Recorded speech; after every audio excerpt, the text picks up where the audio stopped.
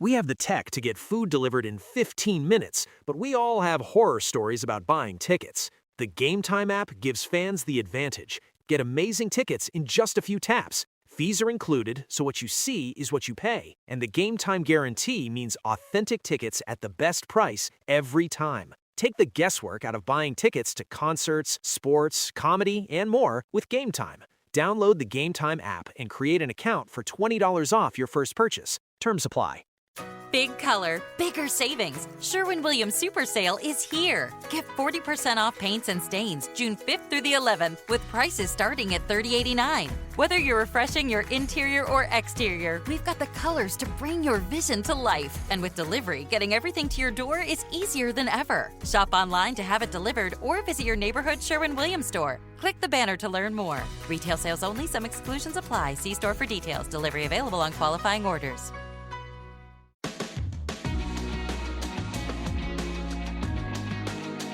Care on the Patriots, we talked about them, and Brian had alluded to the fact that they ended up with a very easy schedule through no fault of their own, and they took care of business. They went 14-3, rode the brakes in the playoffs, got handled in the Super Bowl. I've never seen a team get to a Super Bowl and get such round disrespect in the offseason. It seems like nobody expects them to get anywhere close to what they did last year. But let's not underestimate the turnaround that they affected last year. Great roster moves. You called it out a couple of times, particularly what they did in terms of their O-line.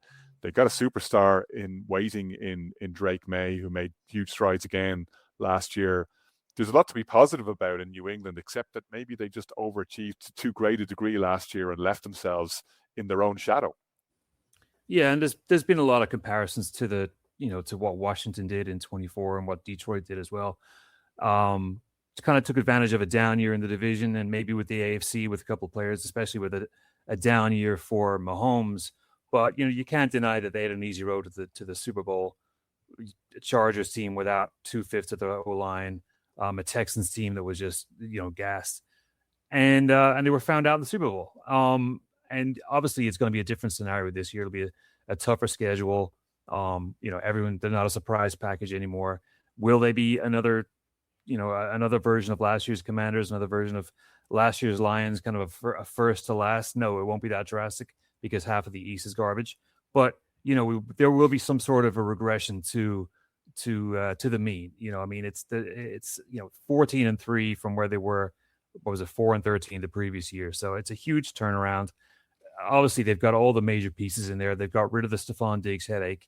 He can be somebody else's headache if he ever gets picked up anywhere. They've lost Clavon Chasen, who did the job for him. That's what they picked him up for. Same with the safety, Jalen Hawkins. But, you're bringing in the big splash, A.J. Brown, the biggest, unkept secret in football in the last couple of months. And he's gone straight in. That's going to be another question mark, though. How smooth will that be? Yeah, he's got a big fan and variable, but he's going into a brand new environment. Will the same shenanigans come out if May throws a couple of wayward passes? That'll come out in the wash. Dobbs back in there too. Vera Tucker, I love that pick. I think widely renowned as the best guard in the game. Caleb Lomu, they got in the draft. KJ Britt and Bayard.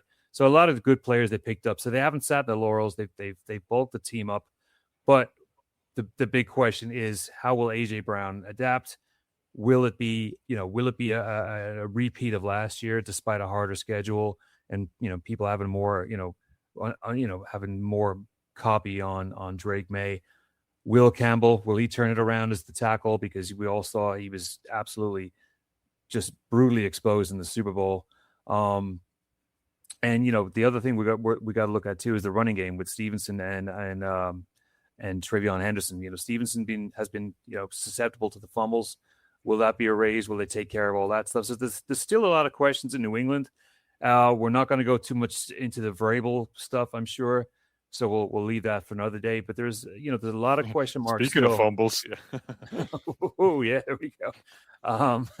There's a lot of big question marks still in New England. And then to throw the Keyshawn Boutte situation there too, where he finds himself, Speaking of Boutte, sorry. That's a great segue. But he's gone from being wide receiver 1 to possibly looking for a trade now that Romeo Dobbs is in there too. So his catches his catching ratio is gonna decrease. So they've got rid of the Diggs headache, but will it be another headache in AJ Brown? A lot of people will be keeping an eye on that, and obviously with the variable situation. But I'm not as we just talked about the Bills, and we'll have plenty of time to talk about who takes the division.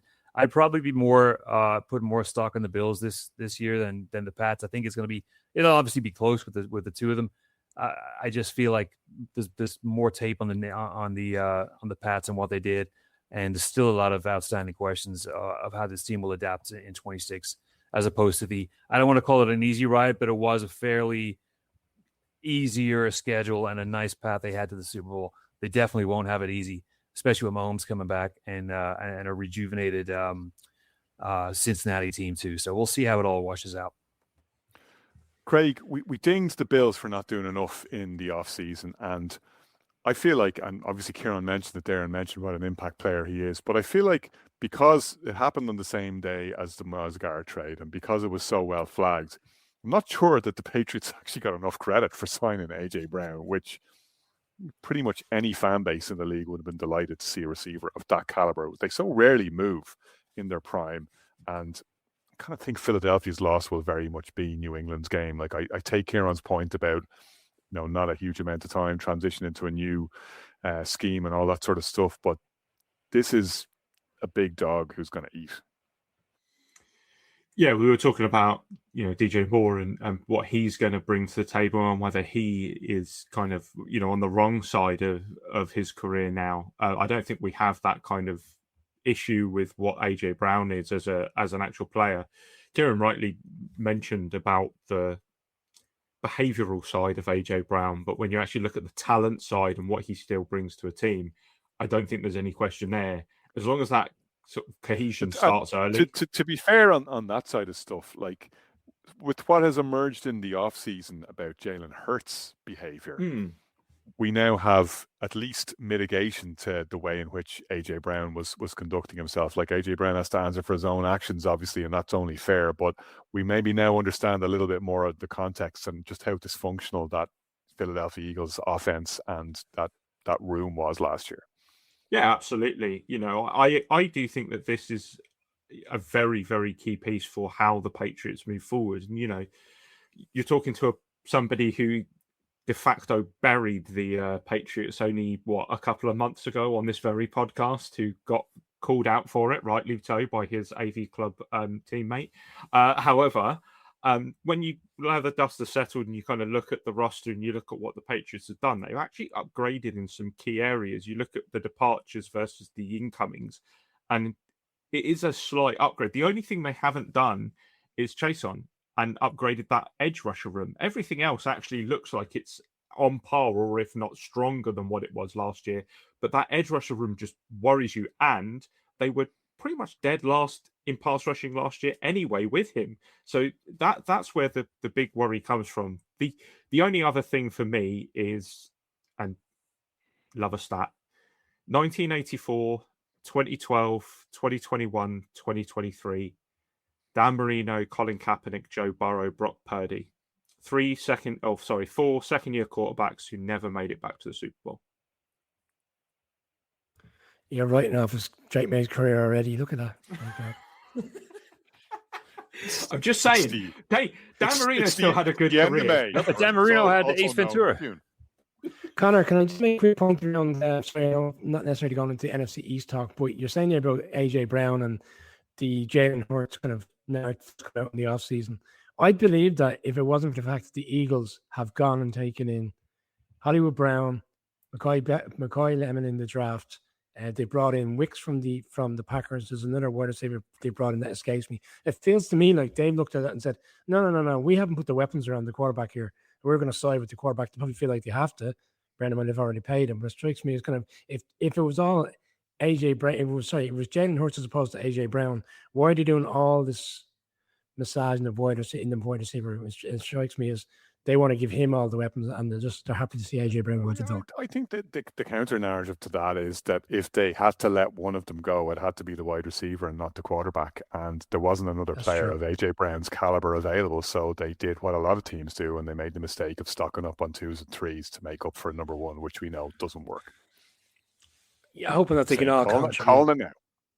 Like I suppose Devonta Smith, if he steps up, and he's an excellent player, could be the answer here. I just think AJ Brown gives you something that very few receivers in the league can give you. He's just an automatic mismatch. To point clear on maybe AJ Brown's antics or his kind of persona or his body language, if Drake May has a difficult game early on in the season, I would say yes to that if it wasn't for the fact that he does have Mike Vrabel as his head coach, because they have been so tight bearing in their time in Tennessee. I think the conversation would have been had, if you're coming in here, we need positive AJ Brown coming in here. We don't want any antics whatsoever, because the spotlight's going to be on the team. Not necessarily sure Mike Vrabel has the high moral ground to be given those kind of no, absolutely not. Yeah, I take your point. On the basis of football talk as opposed to anything that goes on off the field. As well as that, Connor, just on schedules. I love looking at schedules early on in the season. We're talking about a soft schedule last year. Well, they start in Seattle. They come home to the Steelers. They've got the Jags week 3, and then they've got the Bills week 4. Shane won't like it. Shane's not on the SE East all-season conversation, but there is a conversation where they'd have to be 2-2 to be challenging for me in that division. Shane was supposed to be here, by the way. I should just point out to our audience that feels like we're slagging the Patriots behind Shane's back all the time. He was supposed to be here to be taking receipts and to bring us all to task for being down in the Pats in the off season, but unfortunately he's busy and can't be with us. The last thing I said is the Patriots will love. It's not that they're being written off; they're the AFC champions for a reason. They've gone all the way, and we can talk about schedules, but ultimately they came good in the playoffs. They'll be writing up all these conversations going on the offseason, writing this team off, and they'll feel they can come back and be. I mean, you could argue they're offensively they're better. They brought in Dobbs, they brought in AJ Brown. They should be better. They should be challenging again to win the division. Not entirely sure it's going to be as fruitful as it was last season. Well, we shall see. We've got a lot of off-season to go, and we've got 7 more divisional previews to get through between now and July, when we start getting to see some meaningful football again with those full camps. But in the meantime, thanks very much for listening to the Irish NFL Show. Please do remember to like and subscribe.